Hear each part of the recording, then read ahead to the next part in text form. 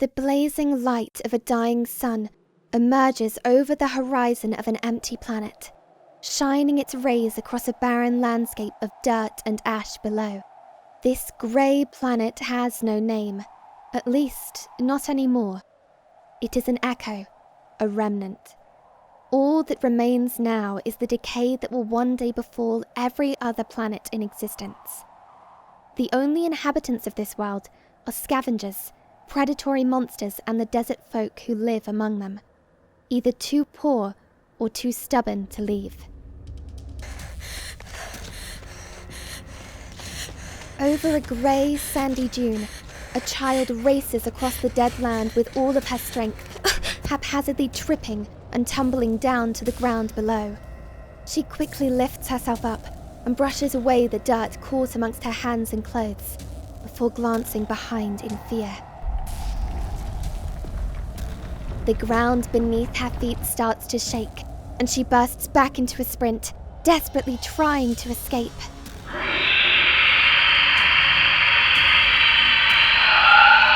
Bursting forth from the ashy sand, a gargantuan worm-like creature towers over the girl, its slimy grey body more than 5 times her size. Arching its back upright, the creature's face opens up, a swirling mass of tentacles revealing an enormous set of human-like teeth. A ring of red eyes glow beneath its mouth, and it salivates an acidic substance onto the dirt below.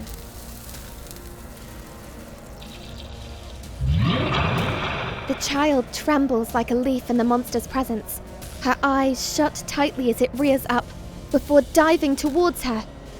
She hears the beast lunge forward, and her heart drops to her stomach, only for her worst fears to be met by a small, unexpected poke at the back of her neck.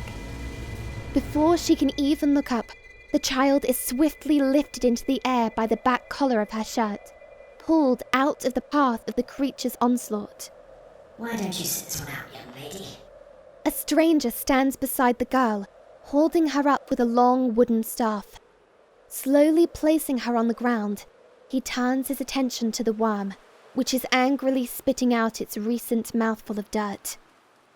The girl inspects this stranger, taken aback that anyone else could be found out in these wastelands.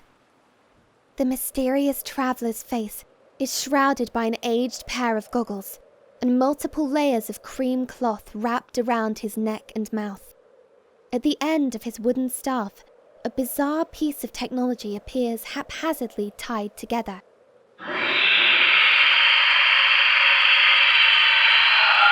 Stepping between the creature and the girl, the stranger holds out his staff as a warning.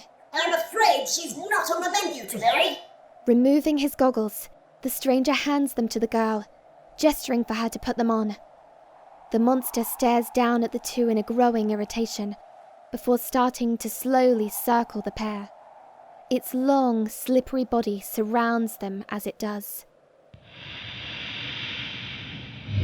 The creature lunges forwards, and as it does, the wanderer thrusts his staff into the ground.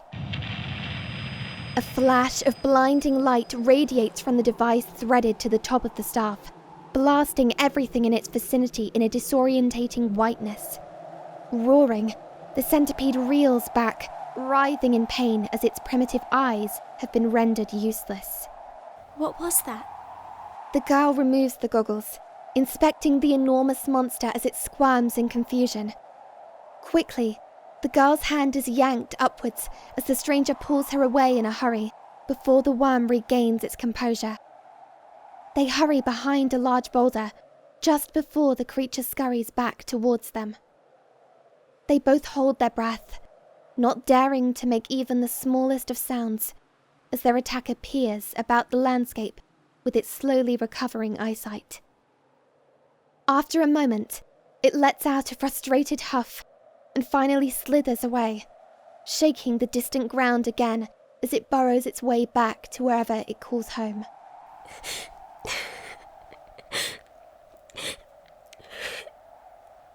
The child crumbles to the ground. She covers her hand over her mouth as tears stream beneath her fingers, reeling in shock at how close she just came to death. The stranger looks upon her momentarily, just now remembering that she's only a child.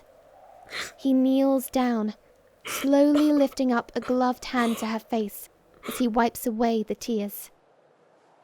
She looks up as the cloth surrounding his face falls away. He takes her hand again, and through his scraggy ginger beard, he smiles for her. Right then. I think it's time we get you home, don't you think?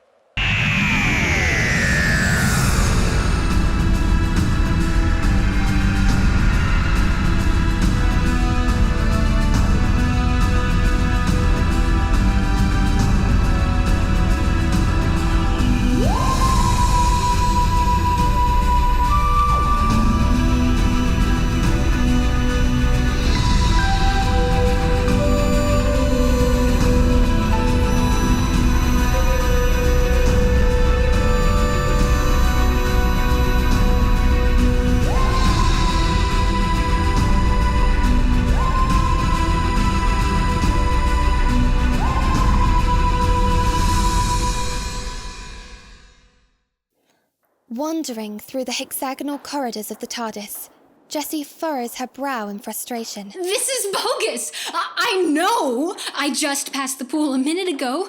Why is this place so confusing? Peeking her head in each doorway she passes, Jessie continues her search. The kitchen used to be here! Right here! Right? Oh. Glancing around the latest room in her search, Jessie is surprised. She finds some type of storage room, walls lined with shelves, scattered with loose scraps of paper and boxes of incomprehensible items. Curious, she steps inside, poking her head all about. On one of the shelves resides a blue painted papier-mâché model of the police box, 2 silver pocket watches with identical circular patterns, and a cream Panama hat wrapped in a red patterned hanky. On the other wall, the loose plastic arm of an old yellow mannequin and a black electric guitar. Pondering each for a moment, her eyes are eventually drawn to a pile of books stacked together aimlessly atop another shelf. Ooh. Maybe lunch can wait. Rummaging through the novels, Jessie tosses them aside one by one. Too boring, too political, too historical, too weird. Ew, no. Aha! This looks kind of fun. The Beast of a Million Claws and the Hero Who Never Was. Her interest piqued, she sits with her back to the wall and cracks open the book. Chapter 1. The Arrival of Thunder. Our story begins upon the kingdom of... Surprised by the voice, Jessie slams the book shut. Right. Future book. Reads to you. Got it. Chapter 1. The Arrival of Thunder. Our story begins upon the kingdom of... In the depths of the ravine lived a beast of great power and fury. And many great warriors travelled to sea, but the princess remained trapped. Evermore. Our hero sits comfortably on his noble steed, bearing the remarkable armour used to face his many foes, journeying from battle to battle, his eyes set on earning his true prize. The hero's travelling companion follows behind, on his back the heavy weight of their supplies, just as important as any blade or shield. As the two ascend the mountainous grassy hill, their exhaustion begins to take a true toll. Fortunately, as their eyes begin to grow weary, an enormous stone tower breaks into view, standing on its own at the edge of a cliff. Leaping from his steed in excitement, our hero races up to the structure in an untempered joy, despite his weariness. Oh, my fair lady! Today is the day of celebration! We have journeyed far and wide to come to your rescue! The window door atop the tower opens wide. A woman in a colourful dress looks out to the men, her golden blonde hair swaying in the breeze. But her demeanour is unamused. resting her head on her hand as she looks down in boredom. Travelling heroes, I thank you for coming to my rescue, for travelling all this way in your noble journey. Oh, screw it! You made a wasted journey, mate. I ain't coming down, so you might as well just get lost now.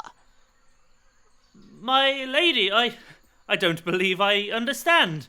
You see, we have travelled miles just to... No, I get it. You've travelled across the land so you can take my hand in loving matrimony or whatever. You're not the first bloke to come here expecting some sort of consolation. But it was foretold by the 5 whispers of the Carrier Knights that you were forever imprisoned in a tower against your will. Would you not want to leave? For me to take you back to my kingdom? It's quite lovely. We have... Enough! Please. I'm not interested in your happily ever after. Don't you think it's strange no one has ever returned after trying to rescue me? That's because my dad is a bit overprotective. At this, the earth rumbles. A gigantic claw scrapes its way up the tower, before outstretching to reveal the enormous pronged paw of a dragon. A creature from the depths of all nightmares peers its head up from the bottom of the cliff below, sharp, jagged horns protruding from every corner of its skin. Its gigantic eyes slowly open, gazing onto the 2 men below. It snarls, the low growl rippling across the air like thunder. Our hero is unable to move, gawking at the monster in shock, even beneath his impenetrable armor. Leave this place, before I rain hellfire upon you for journeying into my domain. My fairest lady, I must return home for reinforcements. Look forward to my swift return. Completely forgetting his noble steed, the hero turns and races away from the tower, back down the trail he had toiled to ascend just moments earlier. The princess watches on, unfazed, before her eyes turn to the travelling companion. His long coat flowing in the wind, he pushes it back as he places his hands in his pockets. He looks back up towards the tower excitedly. I must admit, I've never seen someone so unbothered when my dad's around. Congratulations. Hello, beautiful. Well, thank you. I don't really... Oh, sorry, no, not you. I was talking to Dad. You refer to me, little creature? Of course. Look at you. You gorgeous, beautiful, spiky thing. Ah, look at you go. You are magnificent. Are you actually flipping kidding me? Sorry about Sir Scaredy-Pants down there. Needed a bit of a guide to get me here. Well, I say guide, more just company, if anything. And even then, not the best conversationalist. Anyway, hello. I heard through the old grapevine that you, big fella, needed rescuing. So, here I am. Sorry I'm a bit late, traffic and all that. I'd advise against taking the scenic route. Rescuing? What could I possibly need to be rescued from? If I'm not mistaken, dear, you are a Bailgrax. And Bailgrax... Bailgraxes? Bailgraxia? Anyway, you lot are not meant to be grumpy. You look all scary and sharp on the outside, but inside, you're just a big old softy. Never came across one myself before, but I've heard all the tales. The Bailgrax and the Mouse is my favourite. Makes for one hell of a bedtime story. Isn't that right? I must admit that the past few decades have been rather stressful. For some reason that I've never been able to put my claw on. Lucky for you, I just so happen to be a doctor. I brought a stethoscope and everything, but I can already see from here, looks like you've got some sort of projectile lodged into that claw. May I? The beast hesitates. It inspects its claw before reaching over, placing it on the field in front of the man, who stands at only 1/10 of its size. The traveller leaps on top, leaning down to inspect the claw closely, before spotting a large arrow wedged between it and the beast's skin. soaked in the dried blood of a battle from years ago. The traveller rubs his hands together before reaching down, placing both of them firmly around the arrow. After a moment of pulling with all of his might, he finally tears it free, yanking it into the air as the beast groans briefly in pain. There you go, problem solved. Probably just a misfire from God knows whatever battle here years ago. This galaxy and its countless wars, I swear. I think anybody would be a bit annoyed having this lodged in them for a few decades. But tell me, how do you feel? I feel lighter, refreshed. Traveler, I do not know what to say. I thank you. You, Mr. Bailgrax, are very welcome. How might I ever repay you? Is it my daughter's hand you seek? Gold and riches beyond imagination. Merely mention what you require, and I shall see that it is granted. Oh, see? You're practically a giant teddy bear already. As for the offer, your well-being is my only priority. So, I'll be on my way. The traveller mounts the hero's steed with ease, placing his supplies onto its back. Wait a minute! You just saved my father from his endless pain, and you don't want anything in reward? Who are you? Oh, I'm just a traveller. Passing through, lending a hand here and there, where I can. Preposterous! No mortal man will come so far for the mere notion of compassion. Well, those mortal men haven't met me, have they? I really mean it. That's all I came for. Although, I'll tell you what, there is one thing you can do for me. When other people make the trek out here, and you know they will, whether they, I don't know, get lost on a hike or come seeking Cupid's embrace like Loverboy down there, just do me a favour. Remember to be kind, hey? The universe could use a bit more of that. The words of the traveller strike Jessie, pulling her mind out of the story. Her face quickly shifts from confusion to amusement, and finally, realization. Jessie waltzes gleefully down the stairway, her hands sliding over the golden guardrail as she descends into the TARDIS console room. At her feet, the wooden floor is covered with loose tools, gears, and wires of all different proportions. Her eyes follow the cluttered mess to the controls, where the Time Lord lies beneath, resting on a rolling dolly. Doctor! Yes, hello. I'll be with you in a moment. She rolls her eyes before impatiently placing her foot onto the side of the board, swiftly sliding him out. I have a question. Ask away. He grabs the side of the console, pulling himself back under. She pulls him out again, looking down at the bewildered man in a growing grumpiness. While you're not working on your car? I can multitask. Just last week, I built those hover shoes While baking a quiche. I remember. There you go. Multitasking. Yeah, and I'm still picking wires out of my teeth. He smiles and quickly slides back beneath the console. Touché. What's on your mind? Wandering around the hexagonal controls, Jessie toys with the abundance of levers and switches. You have a lot of books. I love to read. You found the TARDIS library then? No, these were in a storage room, I think. How do you have so many books anyway? Do you, nab a few every time you save a planet, or...? Several thousand years of travel, one tends to pick up a few souvenirs. Of course, I had my collecting phase. Or phases. Why? Do you remember the Beast of a Million Claws and the Hero Who Never Was? Ah, yes, the one about the traveller and the princess. A personal favourite. Did you give it a read? I did, but that traveler in the story, was that you? Ow! The console shudders as the Doctor quickly lifts himself from under it, rubbing his forehead and wincing. He reaches for a cloth to wipe the oil from his face and gloves. What makes you think that? Rescuing a dragon instead of the princess at the top of the tower? That's so you. Are all of your books about you? Yeah, no, absolutely not. A few, I suppose. Maybe a good percentage? Half? probably more. Anyway, I'm all done with the repairs.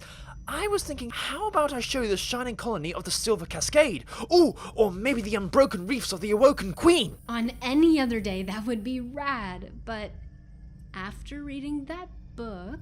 I know that look. You have an idea. I really hope it's not... The Beast of a Million Claws and the Hero Who Never Was. Oh, no. No, please. I don't do fantasy anymore. Please, just something medieval. Give me, I don't know, a castle with kings and queens and the guy with the silly hat. And it has to be one you haven't seen before. You can show me the unbroken stars of something any other day. But down in the reefs, they have a little gift shop. An underwater gift shop, Jessie. Are you really gonna make me get the puppy dog eyes out? No, I don't pick battles I know I can't win. Go grab a jacket, I'll plug in the coordinates. Oh, thank you! Thank you, thank you, thank you! She embraces him in a hug, before quickly rushing back up the stairway and into another room. The doctor sets the coordinates in as she does, although in a less animated manner than usual.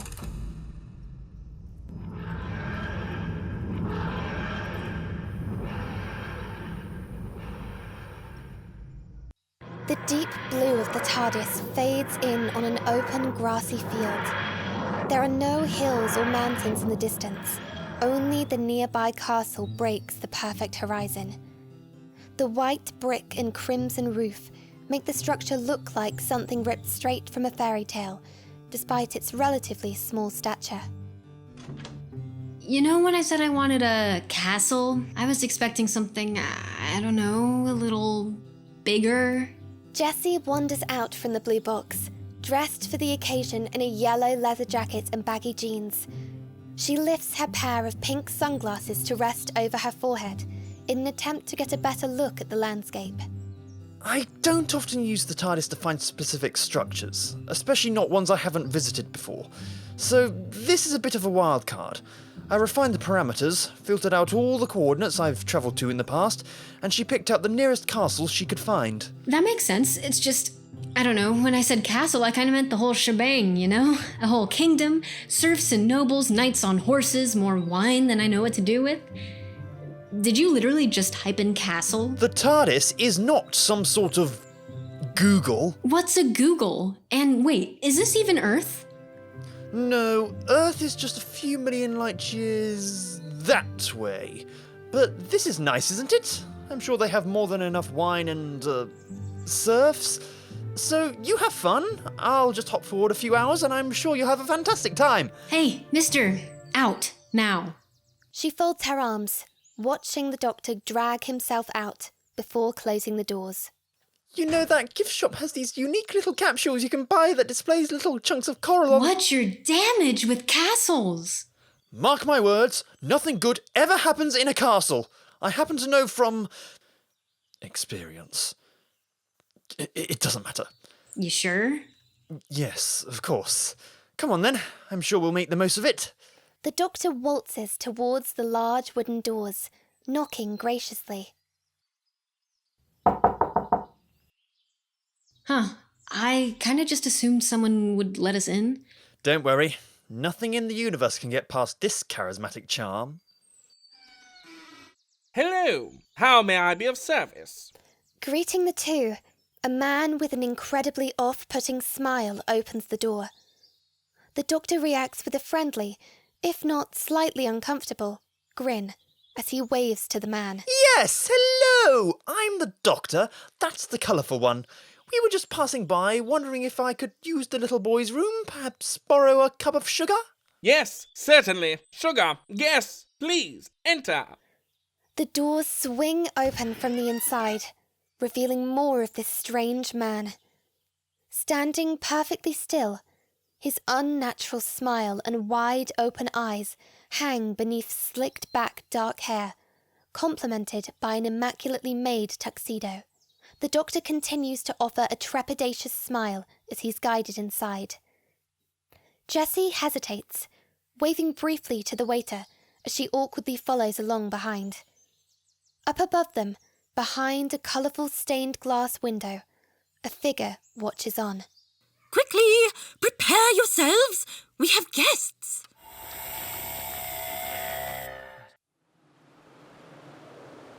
The sound of the powerful sandstorm outside is quickly muted by the closing wooden door.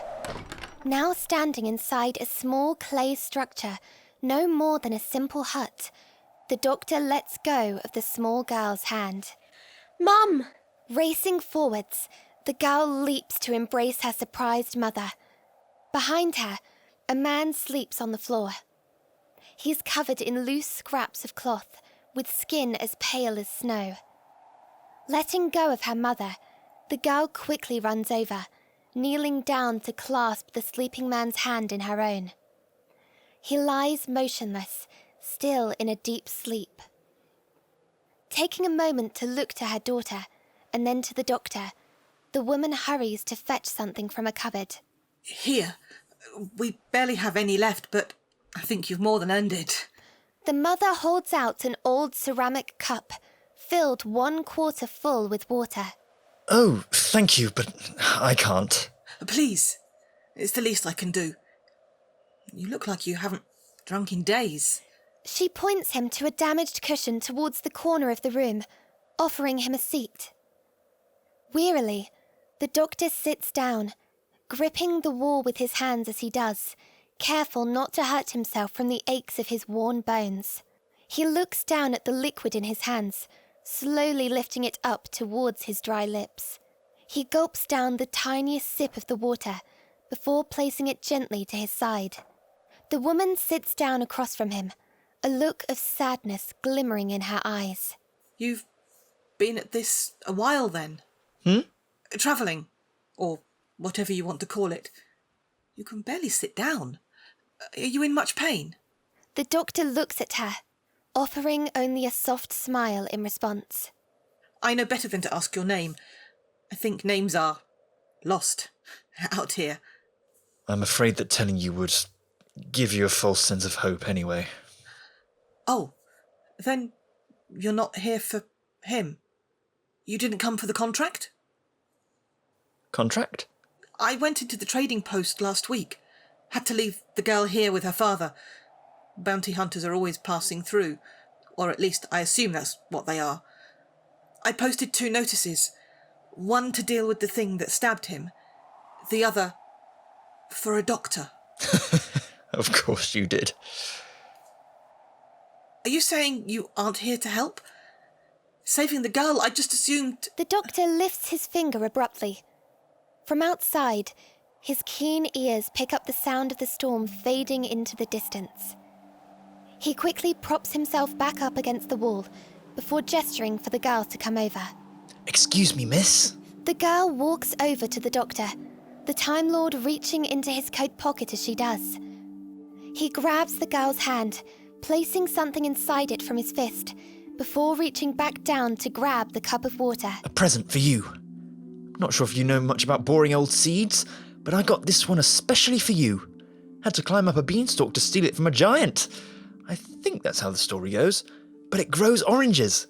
Lovely old satsumas. 70% happiness, 20% orange, with just a dash of love. You can really eat a colour? Of course, with the right attitude.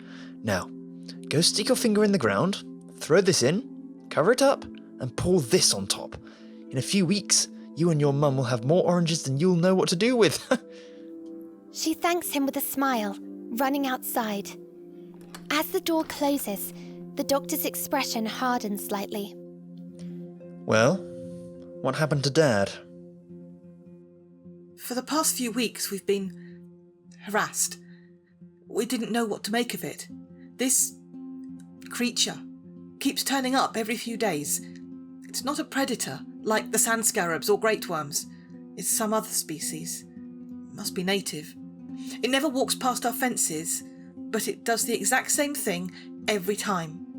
It walks in from the same direction, plants its blade in the ground, and screeches at the top of its lungs. We can't make it out, some long-forgotten dialect. We usually just blow the candles out and wait for it to wander back to wherever it came from. No harm done, but our girl, she's just a child. She's frightened of the thing, thinks it's going to get bored one night and charge its way in here.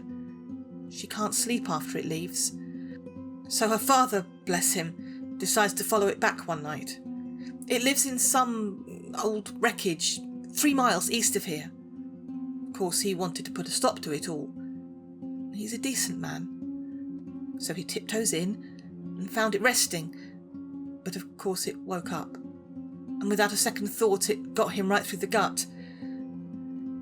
Didn't make it home before losing half his blood. I sealed him up as much as I could, but... I see.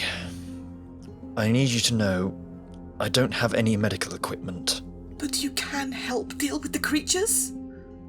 I'm not a witcher, or a bounty hunter. I don't exactly kill monsters for scrap. And lately, I've been so tired. She reaches over, gently placing her hand on his. Sir, in this life, I've learned not to ask someone for something more than once. You've already done so much. But when have I ever let that stop me?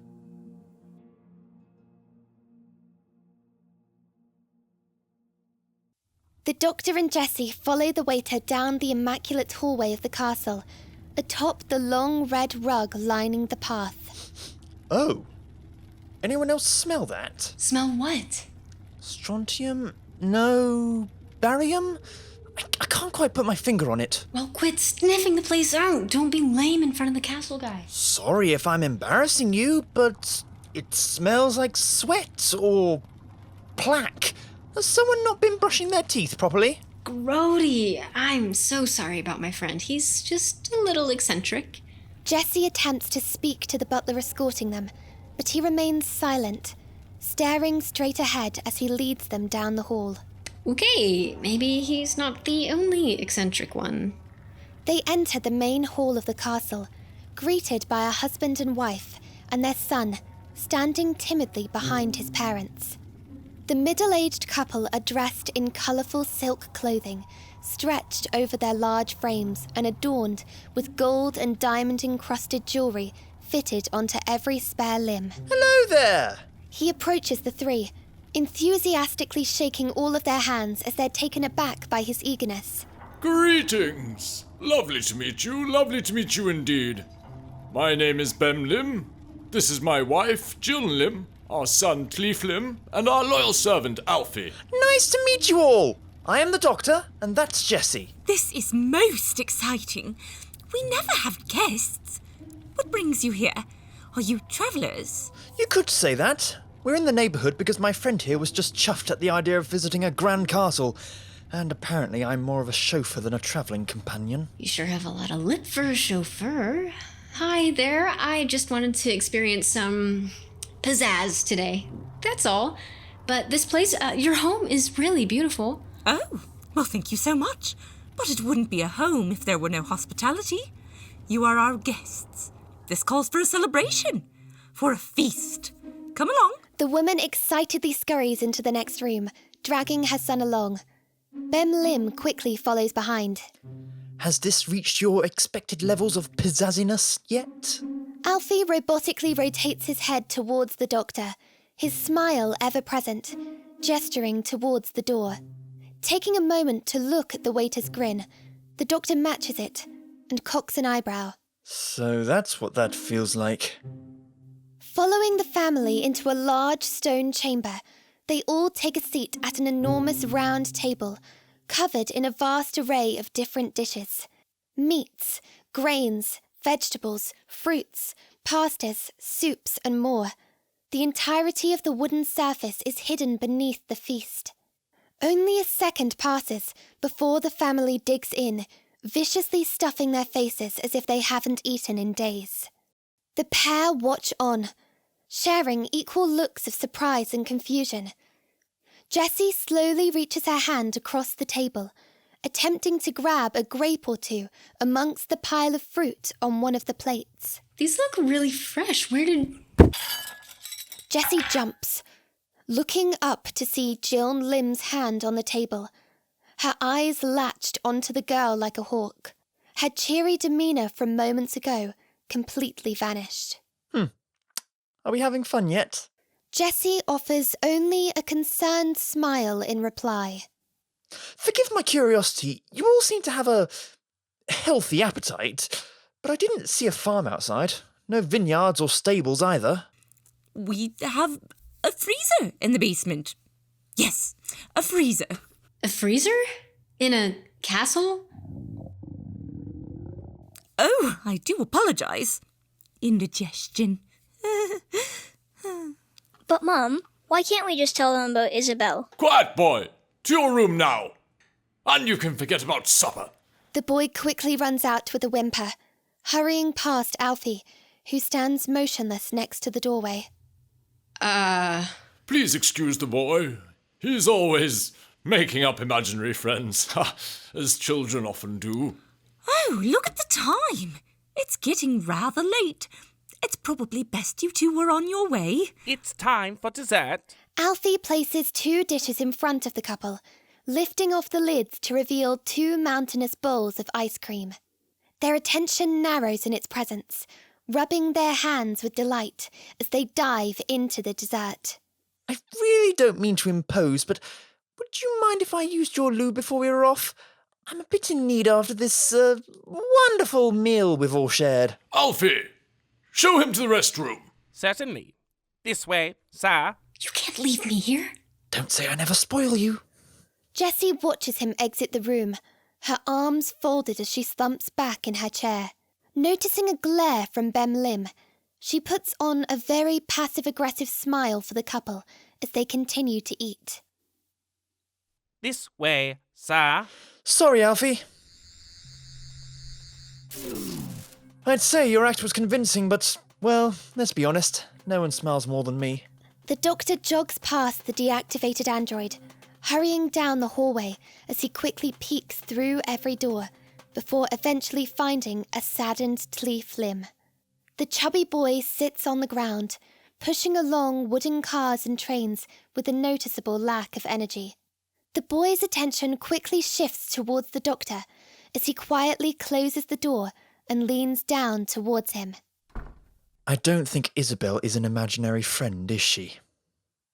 The doctor waltzes back into the dining room, screwdriver still in his hand, and the plump nobles look up from their food. Apologies, I know it's quite rude of me to say, but your butler's an auton, you conjure food faster than you eat it, and your son has a very interesting imaginary friend. Where's Alfie?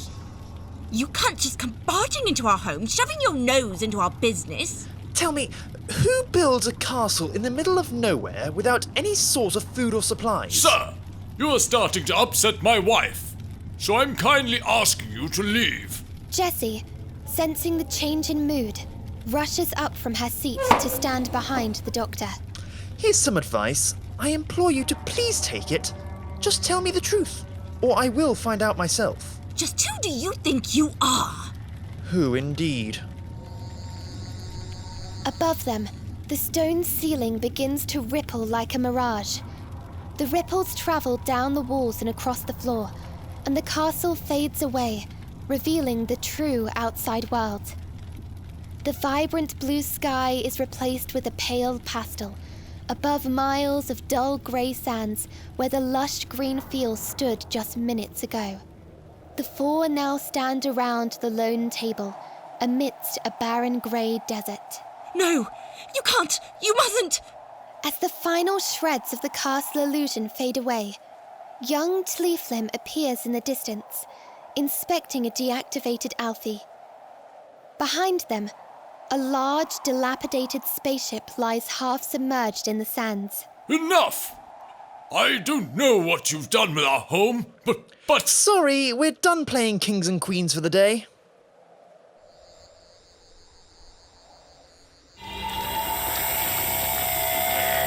A blinding blue flash emits from the couple briefly as they cower in reaction. Onto the floor, their disguises fall. Full costumes of who they were, made from what looks like the flesh and hollowed-out skin of humans, with zippers attached to each of their foreheads. Of course, you're Slitheen! Oh, I should have known. I love a Slitheen. That is, when they aren't trying to kill me. And you're all red, too! A red Slitheen. How dare you, sir! We have no relation to that wretched crime family. Surprised by the sound of his father's anger, Tleef-Lim looks up from Alfie and then down to his newly exposed red body. He hurries over, joining his parents at the table. Oh, I'm so sorry. How impolite of me. I always forget. Slitheen is just a family title, isn't it? Where are my manners? Jessie, I'd like to introduce you to a few residents of Raxacorico-Falapatorius. I just wanted to drink some wine with the handsome prince. Our full names are Jiln-Lim Gron Merlevant of Thrathlin and Bem-Lim Gron Merlevant of Thrathlin. Ah, so you're Rathleen, then. I don't know, it doesn't roll off the tongue as well, does it? And just a minute, that was meant to be a real castle. By all means, it absolutely was. Right, of course. Whatever you say, and Daleks can sing. Oh dear, I can't use that analogy anymore, can I? Anyway, a long way from Raxacorico, aren't we? We had to leave years ago.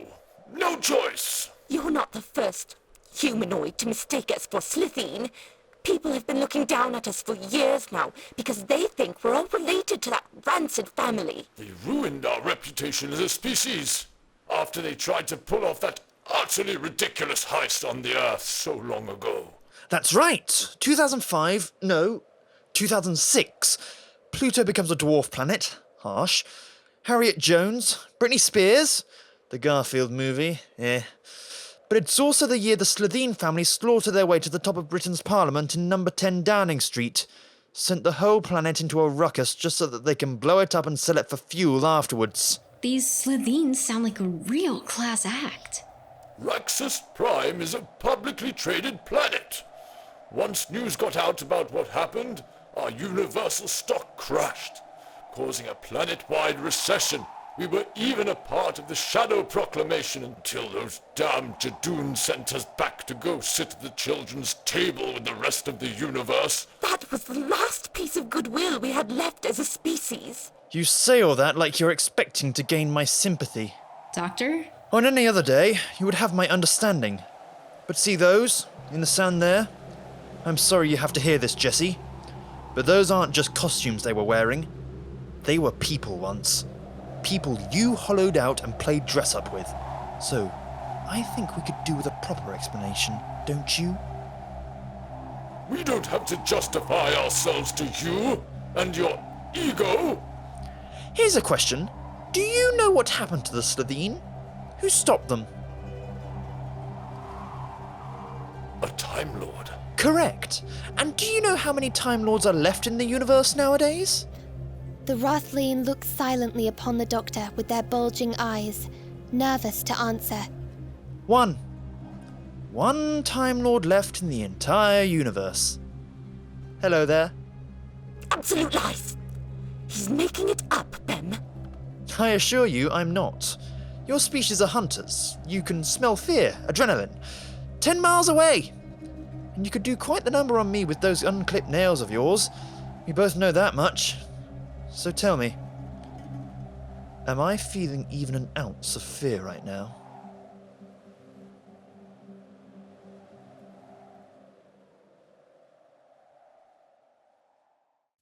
The dim sun begins to set on the dead wasteland below, after what feels like an even longer day than usual.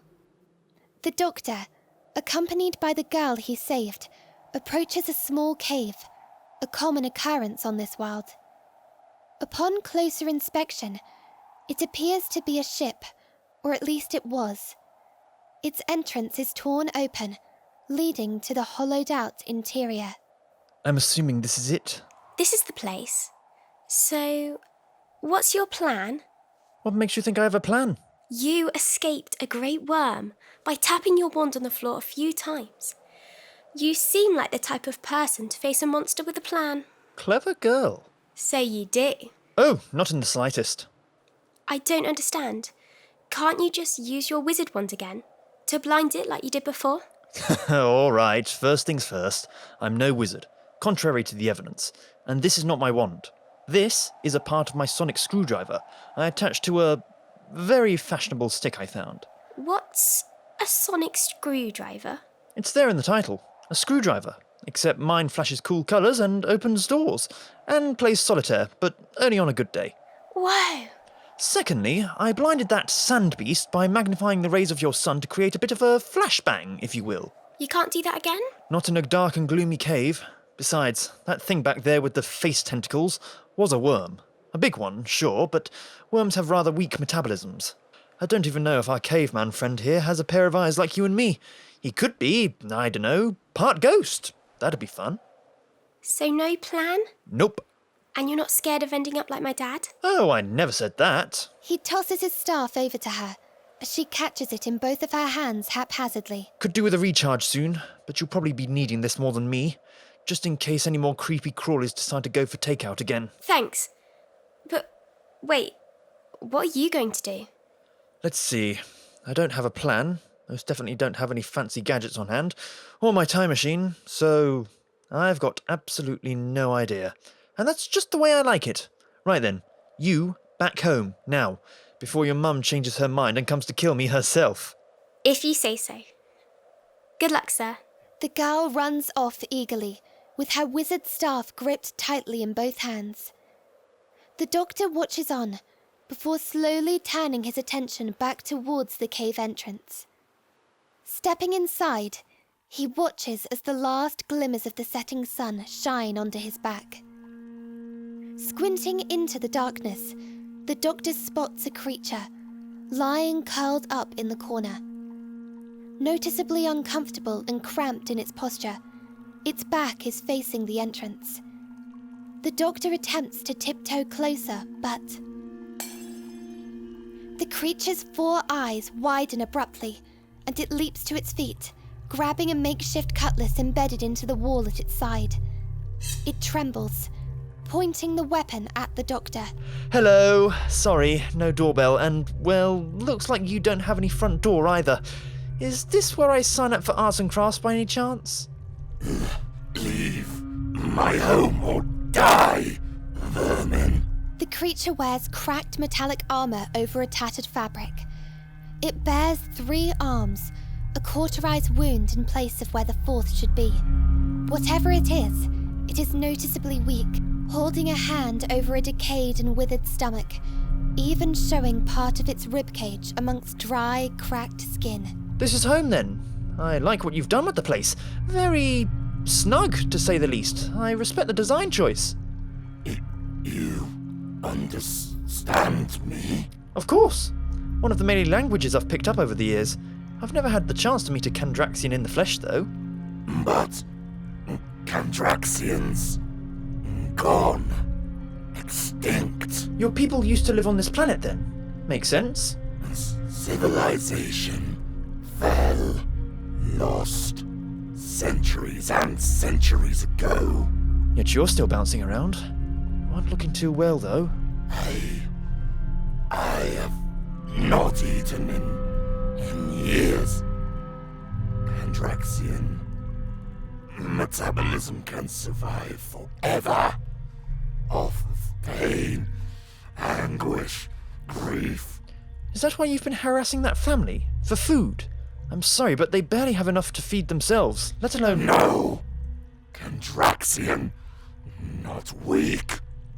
Kandraxian kind, evolved, will only die amidst battle. But they're a family! They don't know how to defend themselves. I have fallen that low to seek combat with civilians. Metabolism refuses starvation. The doctor glances across the room, spotting another cutlass on the floor. He lunges to grab the weapon.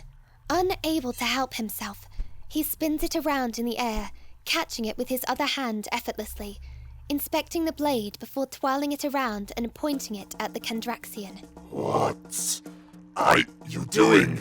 I'm a little rusty on my fencing, but I'll put on a good show. Let me grant you the battle you're, quite literally, dying for. The creature hesitates, before leaping towards the Time Lord, wailing as it thrashes its sword against his. Only for the doctor to drop his blade to the floor. Oh! Confused, the Kandraxian freezes, watching the doctor fall to his knees. What is this? What does it look like? I have been bested in the glory of battle, and I surrender. I am clearly in the presence of a fierce warrior, one whose strength I can hardly comprehend, and I am in awe of your battle prowess, Kandraxian. Is not how battle works. Says who? Are you the dictator of all sword fights? You win, friend. Congratulations. The sword held in its claw falls onto the ground as the weight of its body collapses with an exhausted sigh. The doctor rushes over, and its breaths become shorter and shorter. How do you feel now? I feel at peace. This is not how I expected. It never is it? But I assure you, you'll never be remembered as weak. Only someone who fought well, and with passion. Why would you? Wouldn't you?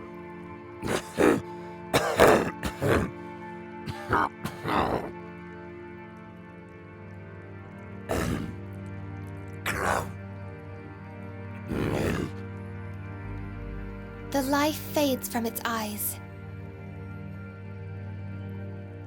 The doctor pulls himself up to his feet solemnly, looking upon the creature with a bittersweet smile. He turns to leave, only for his eyes to catch something on the wall, something he was too busy to notice before. Across multiple layers of metal sheets and torn cloth hung up together is a painting, or an outline to be more precise. An outline of what looks to be some sort of angel.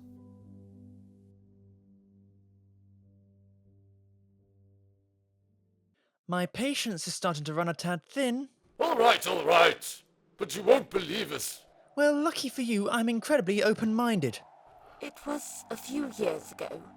We had not long left our homeland.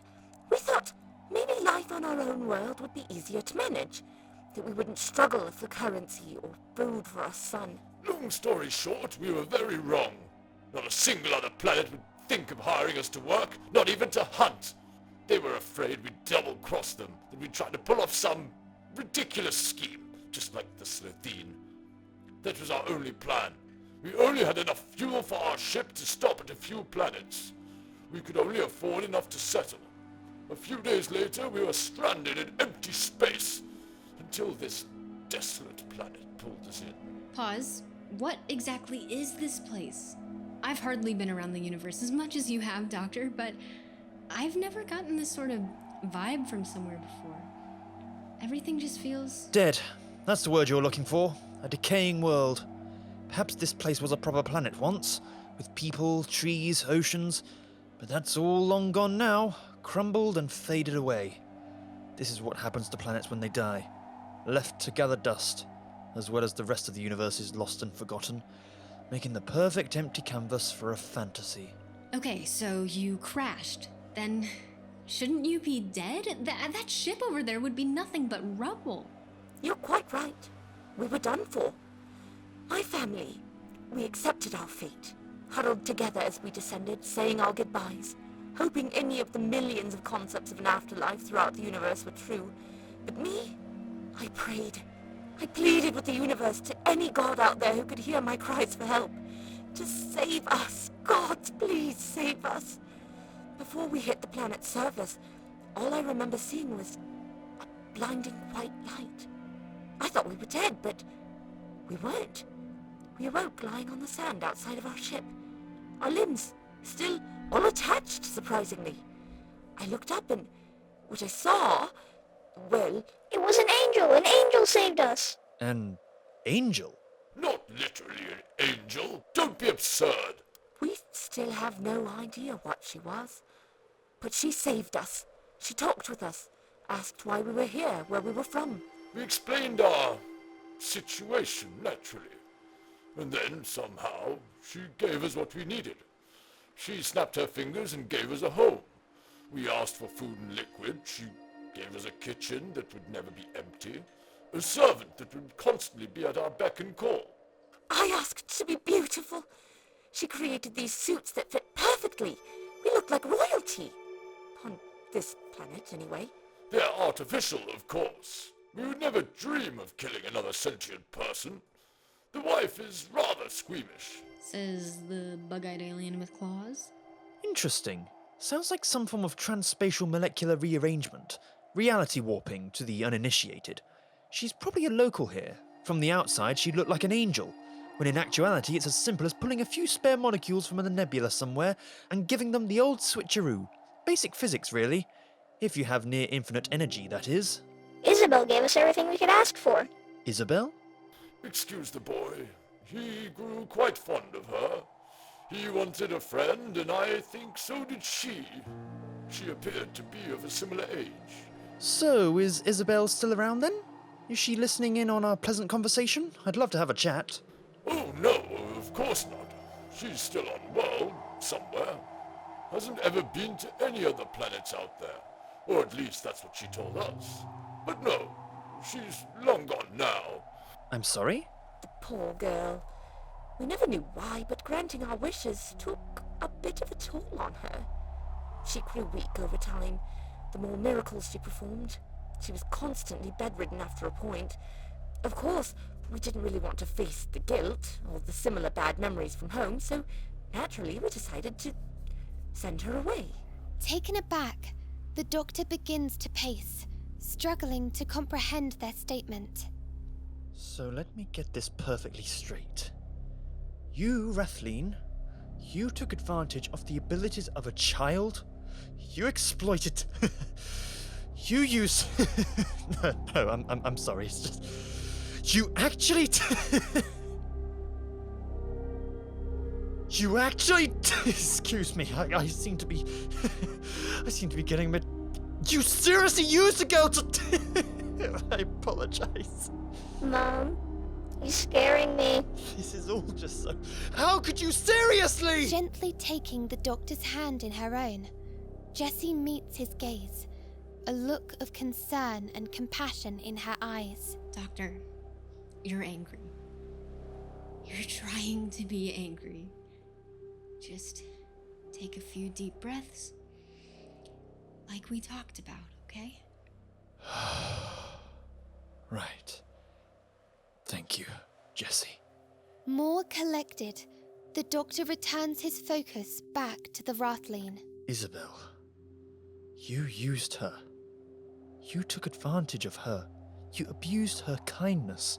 And when she became ill from helping you, you sent her away without a second thought? It was really quite a saddening scene to witness. We wanted to avoid, how might you say, the awkwardness of it all. Oh, did you?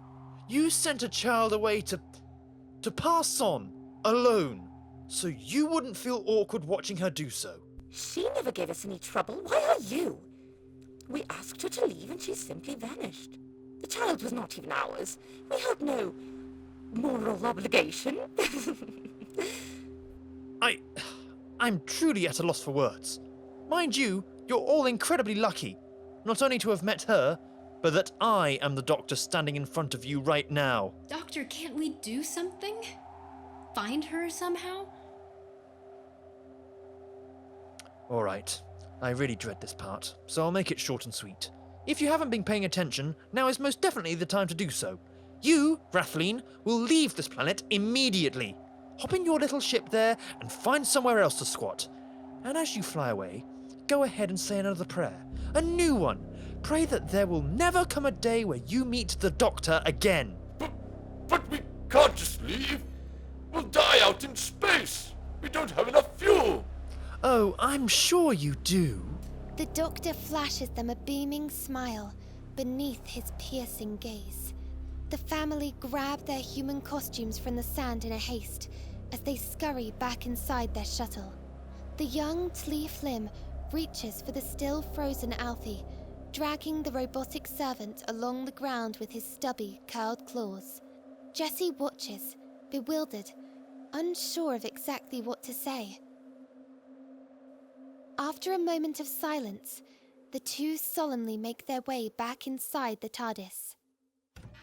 So, what's the plan? There isn't one. I'm sorry. But you always have a plan. Can't you use some super high-tech gizmo to find Isabelle? Not this time, I'm afraid. I don't believe that. And I don't think you do either. What would you have me do, Jessie?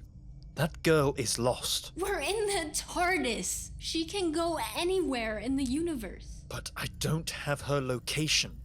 Without the proper coordinates, it would be like finding a needle in a haystack. Or in this instance, a needle in a planet full of hay. I wouldn't even begin to know where to look. I can't use the psychic controls to find her. Her closest confidant was the Rathleen boy. And children's psyches can't handle that sort of stress. Travelling back to the moment she left won't work either. Not in a place that's seen this much spatial manipulation. The trail's gone cold. But you always have some sort of solution. I've seen you do it 100 times now. You just need to think a little more. I wish I had a solution to share with you. I truly do. But sometimes, with how often things like this can happen, it's best to just move on. If I don't, well, I don't know how I'd bear it. Bullshit. Excuse me? You can't see your past. You can't feel pain, not really, and I get that. I get why you can't face it, but this isn't your past. This is today, right here. I'm not gonna let this become one of the days you can't remember. It's not fair, not to Isabelle, and definitely not to you. Jessie's defiant gaze locks with the doctor's sad smile, and the two share a moment. A silent battle of wills. Finally, the doctor breaks the silence. I don't mean to be rude, but could you grant me a moment alone? I just need a minute to process. Closing her eyes, Jessie breathes out a frustrated sigh before backing down. Fine, okay, but we're talking about this later. We have to. Responding with a silent nod, the doctor turns his eyes to the time rotor, tracing the spiraling golden energy inside with his gaze. Jessie walks towards the staircase. She turns back to add something, but decides against it and heads upstairs. The doctor continues to stare into the time rotor. If only I could get lost in your beauty forever. If only it was that easy. He runs his gloved hand gently over the console, looking up at his home with an appreciative smile. You always take me where I need to go, don't you, old girl? Even if you have to take me kicking and screaming. But not this time. No, definitely not this time.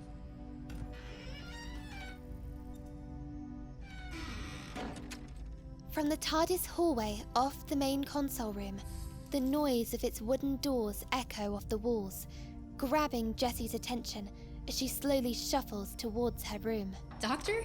She rushes back to the console room, catching herself on the golden rails of the balcony as she looks down on the now vacant space. Doctor, what are you doing? I'm doing what I always do. I'm going to find her. I'm going to find Isabelle. From the outside, he leans his head against the box, watching the Rathleen ship ascend into the atmosphere before it finally disappears, leaving a trail of black soot in its wake. But I'm afraid that this adventure might take a bit longer than our other ones. What are you talking about? You said you couldn't find her. No, not exactly. I said there wasn't a gizmo I could use to find her. Don't play games with me right now. What are you trying to do? I'm going to go find her. The only option I have is to walk on foot until I do. All I can do is hope that I come across her sooner rather than later. That's crazy, even by your standards. Oh yes, very much so. Why did you lock me inside? You don't expect me to come pick you up, right? I can't. How would I even... Of course not. No, this is a journey I have to take on my own. On my own terms. I need to come with you. You can't expect to do this by yourself. Jessie, I'm sorry, but this whole situation has gone quite pear-shaped. I can't have you traveling with me on a dead world like this. It's far too dangerous. Don't worry. You'll be completely fine in there. I've temporarily desynchronized the TARDIS, which means that in a few moments, time will pass slower in there than it does out here. When a few days go by for me, it'll be mere seconds for you. I convinced you to go, and now you won't let me come with you. What if you die out there? Well, I've got a whole new set of regenerations to burn through, so I'm not too worried about that. The TARDIS is a clever girl, though. If a certain amount of time passes, then it'll take you straight back home to Earth 1986. No matter what, you'll be perfectly fine in there. A little bored, maybe, but I have a feeling you'll get through that. I promise. That's not what I meant. If you die and I was the one who made you go... Jessie Lee Tran. This was my decision to make.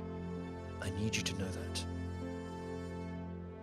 I think I would rather go through hell and die out here than fly away knowing that I didn't do everything in my power to set this right.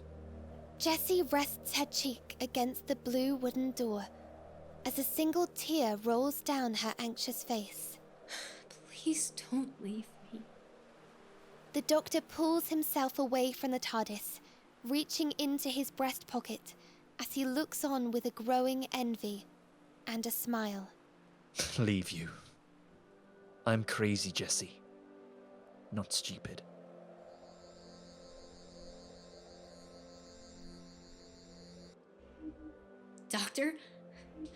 Doctor, it's okay. It's okay. He said days were seconds, right? So, any minute now. Jessie slumps to the floor, her back resting against the entrance. Alone, accompanied only by the droning of the TARDIS engines, Jessie begins to count the seconds in her mind. Outside, the Doctor reaches into his other pocket, removing a single key and sliding it beneath the bottom of the TARDIS. Placing his gloved hand on the blue door one final time, he says his goodbye. Don't worry, old friend. I'll come back. He turns, looking off into the distance, a wasteland of decaying grey. The long way round.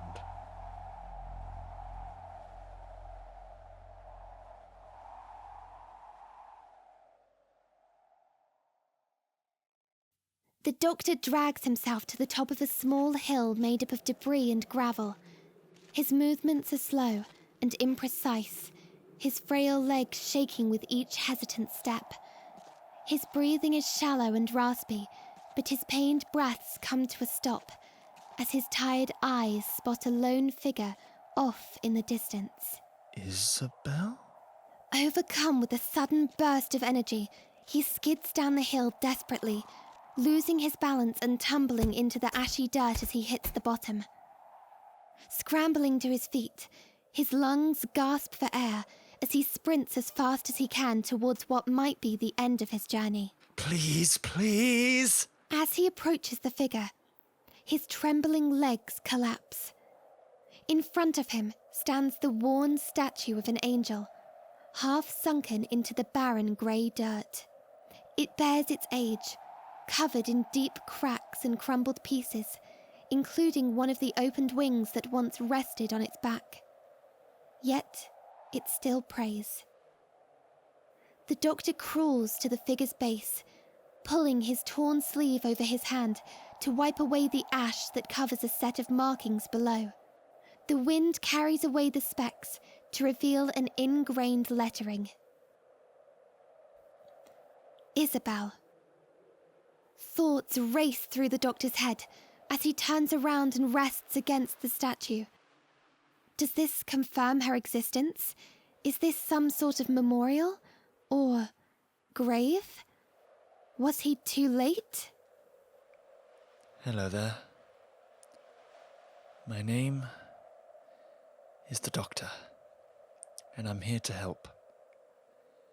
I don't know, by chance, if you can hear those words, Isabelle. Maybe this will be the last time I utter words at all. But I think you're probably worth it. Well, probably. There's a good chance you might not even be real. That's classic me for you. Classic silly old Doctor, chasing his fairy tales and urban legends. Yes, I know I'm babbling on. That's because I'm trying to stay awake. You see, us Time Lords, we don't sleep as often as everyone else. But right now, I could sleep for a whole generation. If I'm not careful, maybe I might never wake up. I just need to keep my eyes open. Just for a little longer. The weary eyes of the Time Lord begin to drift shut as his weak body relaxes against the crumbling stone. As his mind fades into the comforting emptiness of sleep, a white light begins to surround him. The Doctor awakens, lying on a floor of nothingness, a vast white expanse below. Not even his shadow remains. He looks around in a haze before lifting himself from the ground, groaning like an old man. Hello? Is anybody out there? Am I dead? Hello. He spins around, looking behind him to see a young girl, or at least something like one. Silhouettes of contrasting orange and yellow outline her body of empty space, shaping her face and figure, as rays of different colours protrude from the back of her head like a flickering flame, a burning rainbow of beauty. Swirling colours form two eyelids and open to meet the Doctor's surprised expression, returning it with an empty, emotionless gaze. She lies amid a perfectly made bed, the white silk blankets containing the vast array of her existence underneath. Beside her, a chair sits empty. The lights from the child's glowing face reflect onto its smooth surface. Hello? May I? Of course. I created the seat for you. Who else would it be for? He hesitantly pulls the chair back ever so slightly, curious as to whether it's even made of a solid, movable matter, before taking a seat. He leans over closer to her bedside, his back hunched with the posture of a man who has clearly been walking for a long, long time. The Doctor. Yes. I heard your name. Ah, you heard all that before then? Not just then. I hear your name throughout the universe. I see it echo from every star you've ever touched. People scream it, out of fear and love. You are everywhere and nowhere at the same time. Throughout all of existence, you are an inevitability, yet you remain impossible. Yes, sorry. That's a bad habit of mine. Enough about me, though. What's your name? I have been granted many titles over my existence. The one I assume you are most familiar with, Isabelle, was the name the Rathleen chose to bestow upon me. But names are redundant, meaningless. It is simply not the correct question. I think I understand. Who are you then, Isabelle? She ponders for a moment, before elegantly waving her hand over the other side of the bed. An array of circular shapes appear within a softly glowing cloud. A collection of different planets, all gracefully floating amongst one another. In a way, my existence mimics your own, Doctor. I live all throughout time, throughout this reality. But I do not require any machinery to travel through it. I will my own being, simply through existence. I am. I was there to see the first planets take shape, and I watched as they burned and crumbled. I continued to watch, over and over. The cycle repeating itself, for all of time. The worlds in front of them begin to crumble into dust, falling into the darkness beneath them. A bright flash of light ignites, and the planets return, now in greater number and complexity. But you didn't create any of it. No, I am an observer. I watched this universe. I lived as a consciousness, alone for eons, until I eventually grew tired, distant. That is why I willed this form into reality, because I wanted to. I wished to finally interact with this universe, but I do not exist like any other form of lower life. But as an observer, weren't you worried that you'd influence the universe on a grand scale? Knowledge of you, it could cause mass panic. Most would go mad at the mere comprehension of you. Some would even try to steal your abilities for themselves. Correct. I had no interest in your conflicts to control or shape you. So, I resigned myself to a single planet. A planet long dead, lost from the rest of creation. I continued to watch reality live and die, but this time I had emerged. I had taken form, with matter, essence. I took in your universe's food and drank its fluids. I walked across its lands with the feel of the dirt, the history of loss beneath my very feet. And I felt it. I felt it all. I reached into the ground and witnessed this very world's entire lifespan in a single moment. Generation upon generation of a living species. From evolution to ashes, I witnessed it all in a manner more concrete than I ever had before. And it made me feel pain. A new pain. The pain of this world's lost souls. Of every lost soul. Of every parent, sibling, friend, child. This feeling, its mystery paralyzed me, and I could not bear it a second longer. But there isn't anything you could have done. You understand as well as I, events like those are fixed points in time. I know this tragedy, the loss of an entire world. I've experienced it myself far too often. But everything has its time. Curious.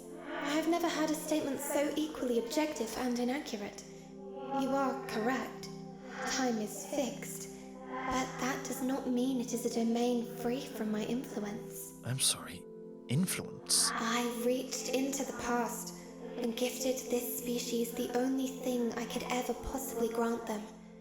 Reassurance, hope, faith. Those angels. Scattered remnants across this graveyard. This planet.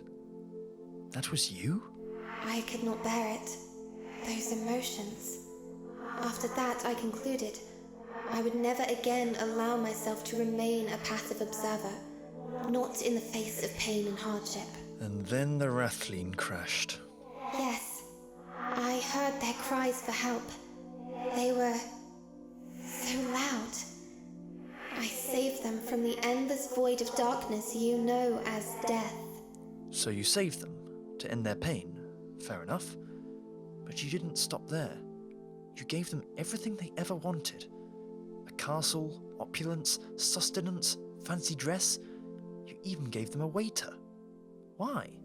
I was curious. I had never interacted with sentient beings, people, before. I wondered what it was like to be seen, to be heard, properly. But then, over time, it became more than that. To be admired, to be given a sense of direction, to be wanted, was intriguing.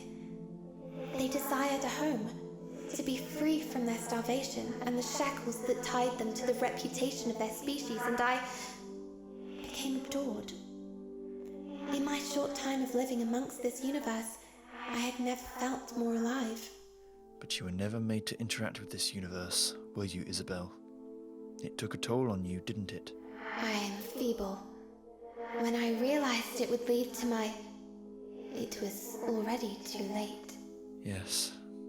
And I cannot begin to express how I truly... know this. Your words, their meaning. You need not repeat it. Instead, please grant me clarification. What is the reason you chose to find me, Doctor? Well, why did you choose to let me in? I've been watching you for a small amount of time now, from far away. You are close to death, and you know this. This place is nowhere. The space between this existence and the next. I am here because I allow it to happen. Time does not pass here, at least not for your kind. Here, you have have no death to fear.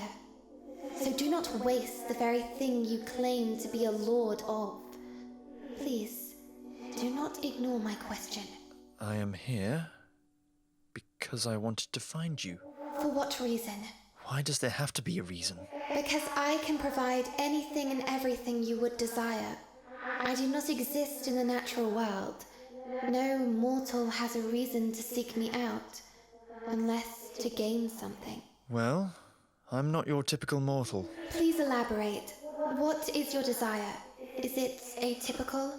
Do you seek knowledge or experience? Absolutely nothing. Nothing at all. I heard that you were sent away on your own, and I couldn't stand that. I know what it's like to be alone. She stares at the man, still inexpressive, but more puzzled than before. The doctor can tell. Allow me to at least solve your thirst. I can feel the dryness wearing away at your skin. She raises her hand again, waving it in the direction next to his seat. A table takes shape, and in its centre, a glass jug full of water. The doctor quickly pulls himself up towards the table, grabbing the jug with both of his frail hands and gulping it down as fast as he can. Only after emptying the entire jug does he take a moment to dab at the drops spilled on his collar with the cloth of his sleeve. Gripping his hands against the frame of the chair, he slowly brings himself back into a sitting position. I think that's the best beverage I've ever drank in more than 2,000 years. My compliments to the chef. How long have you travelled to find me? Oh, not that long. I only live around the corner. You lie and speak in nothing but riddles. You are from a land far, far from this world of sand and ash. Your world, it now rests in ruin at the end of time. Would you want me to return it to its proper place? Oh, that would be lovely, but please don't. It'd probably be more trouble than you think. Then, perhaps I can give you the one thing you truly desire. There is an aberration, a barrier inside your mind. It hides from you your history, your hatred, a piece of your soul. I could... No, please, no. I can't ask you to do anything more. Not in the state you're in. I'm perplexed, Doctor. How do you, of all beings, elude my understanding? I really didn't do this to get something from you. I know you can see that I'm being honest, but I think your lack of understanding arises from this silly little thing we mortals call emotion. I see.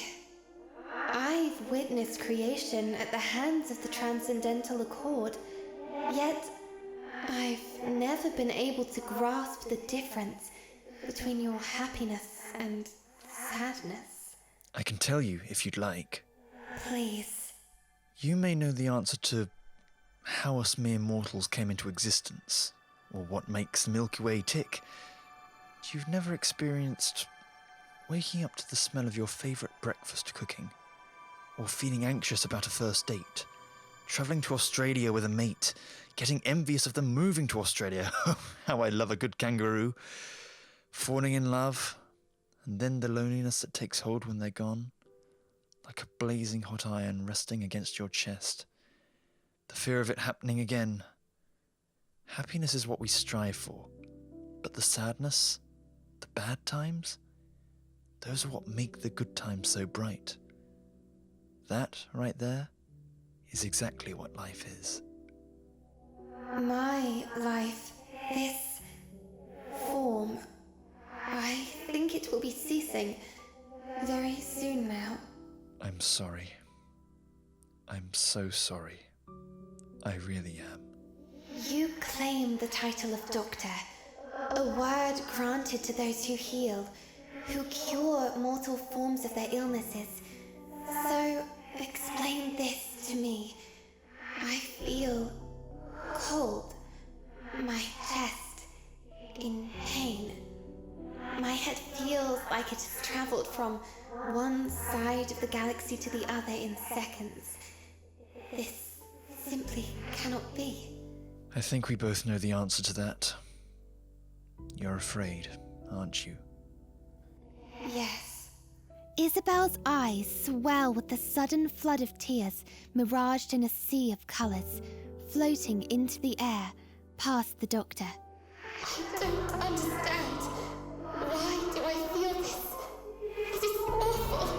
I want him to stop. Now. He quickly takes her hand, grasping it firmly between his. Hey. It's okay. You're doing great, young lady. There is no living thing in the universe, man or god, that doesn't get scared every now and then. Have you ever been scared? More than you could possibly imagine. Then promise me, you're going to stay? Gripping her hand more tightly, he musters a warm smile, even if he doesn't have the strength for it anymore, as he fights off his own tears. There is nowhere in the universe I would rather be. She looks back up at the doctor, doing her best to mimic him, as she slowly forms a smile in return. An appreciative one, maybe for the first time, as a thank you. You know, I think we're more alike than you would care to admit. It's that arrogance I sense in your tone, Time Lord. I understand your extensive history, but comparing yourself to a god? To be fair, I've had my moments. But anyway, that family of the big red bug-eyed aliens a few 100,000 miles in that direction, they told me that they didn't have too much trouble getting you to leave once you fell ill. In fact, I was told that you didn't put up any fuss at all. Of course. What reason would I have to cause further distress? I act outside of this universe's social constrictions. I saw no point in argumentation. Such a small, inconsequential act in lives that was so limited. But even though you left willingly, doesn't mean that you wanted to, am I right? In fact, I'll go a step further. I don't think you left. I think you ran away. You didn't know how to handle not being wanted anymore, so you got away as fast as you could and never looked back. I think that if I knew how to laugh, I would never stop at the notion of that idea. Oh, really? Stay with me here, just as a hypothetical. Leaving them. I bet that must have broken you, didn't it? How would you understand? You reside inside a time machine. You can see any person you wish at any time you desire. Why do you think I asked? I ran away once too, and oh, did I. As fast as I could, all the way out to every star that I could find in every instance that ever was. I never stopped. That running, well, it took a while, but it's landed me right here, hasn't it? You ran? What from? Oh, the usual. Daleks, monsters, creepy crawlies, Sundays especially. Seriously, a whole day spent dreading the next one. Who came up with that? Amusing. I give you credit, Doctor. I see more of myself in you than I first realized. All right, you have me there. The truth is, I don't know exactly. I mean, there are a few moments that spring to mind when I've asked myself over the years, but I won't bore you with the ramblings of an old man. I wish to know. And why would a being of your intellect want to hear my old stories, eh? Perhaps I am looking to hear the tales of a life more true than my own. No. It is because I look into your worn eyes and see a story that yearns to be told. So do that for me. My final request. You know my story, Doctor. Please tell me yours. He hesitates. A small wave of anxiety washes over the doctor. Can he tell her stories from his past? The past riddled with pain that he knows he cannot access. Closing his eyes, he recalls the words of a friend and takes a deep breath. Gallifrey. That's what it's called. My home. That world trapped at the end of time. It wasn't always stuck there. Long before it was ravaged by war, by malice, it was one of the brightest stars in the entire universe. That's where I grew up, naturally. Before all the hellfire and death, I was an orphan, bundled together with the other children that time abandoned. We were told we could never regenerate, this silly little thing we Time Lords end up doing occasionally. Of course they were wrong in the end, but I always remembered feeling so looked down upon because of that I was inferior to my own brethren, the Lords of Time who lived inside that wondrous glass dome. Imagine that. Even with the children I lived with, I was always mocked, bullied. I suppose I don't really blame them. They were young and dealing with the pain of it all, just like me. But I never fit in. I remember one day, I'd fallen over on my way home, broken my arm in 2 places, because of course I did. And that was my breaking point. I said to myself, I've had enough, and I ran. I ran and ran. I must have travelled miles that day. I was running, but really I was trying to find something I had only ever heard legends of at that point. I was so desperate for any excuse to see the citadel of the Time Lords. I don't think it was even completely built at that point, but by the stars you should have seen it. What a sight to behold. The sun rose behind it in the day, refracting the light off the silver leaves from miles around. What a stellar sight. And then there was me, tiny little me, a 60-year-old child approaching the gigantic front gates with its snapped arm. A tiny fish entering an enormous ocean for the first time, more out of my depth than you could believe. I approached the monolithic gate like a door built for a giant, and there he was, Lord President Razalon himself. I don't remember the details. Maybe he was instructing someone how to properly wash the glass, or maybe he had just come back from a spa weekend away. But I could just barely approach him before his eyes latched onto me. I couldn't get a word in before he shouted me down, "No children inside the citadel!" And off I went again, into the distance. I was so angry, so embarrassed. But sooner than later, I came to the conclusion that everything was fine. This is how I felt every other day anyway. Only difference was, this time I had no idea where I was going. I didn't have any plan, and I most certainly wasn't going back home. But I grew thirsty. My little feet felt so weak, until they gave out. I passed out, right there in the desert. I genuinely thought I was going to die. But I was at peace with the idea, because at least I wouldn't have to deal with this pain anymore. I wouldn't have to feel judged by these people for even one more day. I closed my eyes on the sandy ground, and I didn't expect to ever wake up. But of course, I did. I thought it must have been some type of hallucination until it wasn't.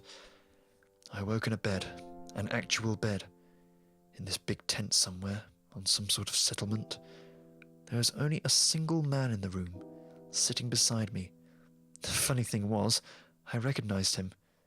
Someone I had always seen walking the desert outside the citadel, with his long, scraggly beard. He wasn't your typical Time Lord, no sparkly outfit or fancy staff. Just a man who found me and saved my life. As soon as I woke up, I was angry again, straight away. I screamed, I yelled, I wanted to be left there, in the middle of nowhere. Understandably, he was confused. He asked, what could a boy want to escape so badly that he'd rather be left out in the desert? I went on my tirade about leaving the academy, that I felt alone, hated. He thought for a moment, before placing his hand on my shoulder. He said to me, I can't change your past, son. We can't go back in time and stop the things that traumatize us, because that's what makes us who we are. But there is one thing I can do, that I know for sure will solve any problem. It's always helped me deal with my pain and my loss. I asked him, desperately, I pleaded for him to tell me what mathematical equation or scientific weapon could possibly do that.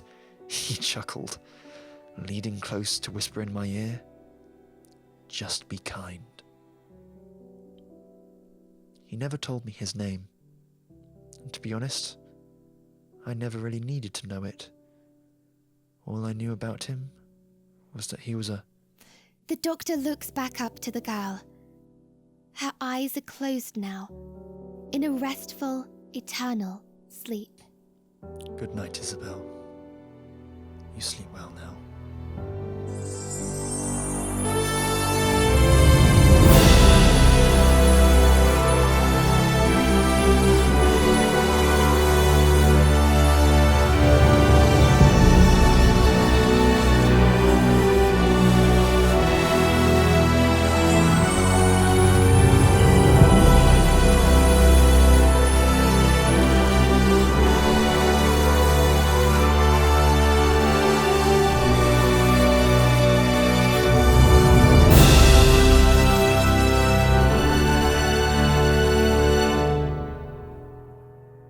Colourful particles appear around the girl as they multiply by the dozen. A flood of spectacular light engulfs the entire bed before they disappear, taking Isabelle with them. The doctor stands as the same particles start to surround him, swirling up from his feet to his shoulders. In an instant, the doctor finds himself on the ground outside, and in front of him, a very familiar sight. Jessie quickly pops her head from behind the blue wooden door, spotting the doctor sat still, confused in the dirt, attempting to lift himself back to his feet as she quickly rushes to help him. Any chance you could pop the kettle on? I could kill for a brew after the day I've... Ow! Jessie quickly wraps her arms around him, squeezing him tight as his arms flail to the side from the big hug. I really hate you. No, you don't.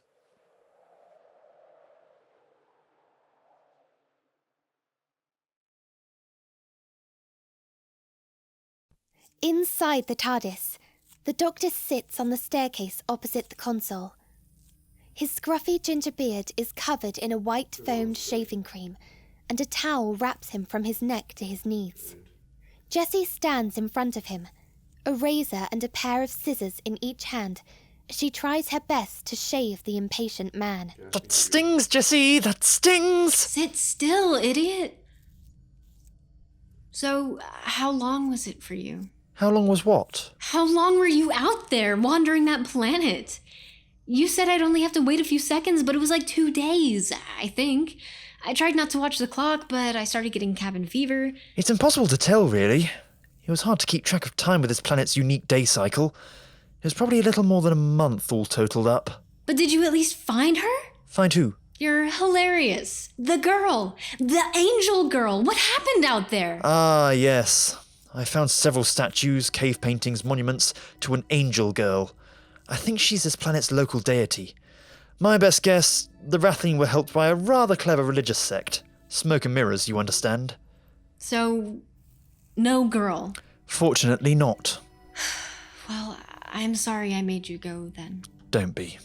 Like I said, it was my decision to make. She shaves off the last bit of cream before the doctor leaps back to the console in a hurry, the towel hung over his shoulder.